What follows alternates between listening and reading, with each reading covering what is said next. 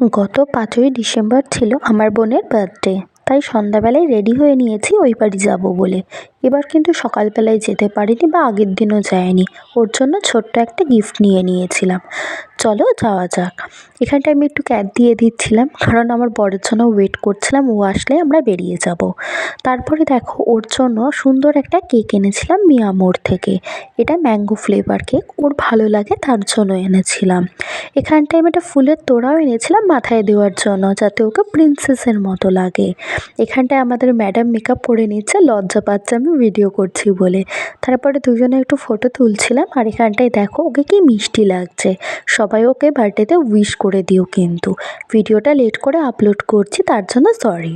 এখানটায় বুনু সুন্দর করে সেজে কেক নিয়ে ছবি তুলছে, আমার বড় ছবি তুলে দিচ্ছে। পাশের বাড়ির কাকিমা বোনরা সবাই এসেছে ওর কেক কাটানো হবে বলে। এখানটা ওর কেক কাটানো শুরু হয়ে গেছে, আমরা বার্থডে উইশ করছি।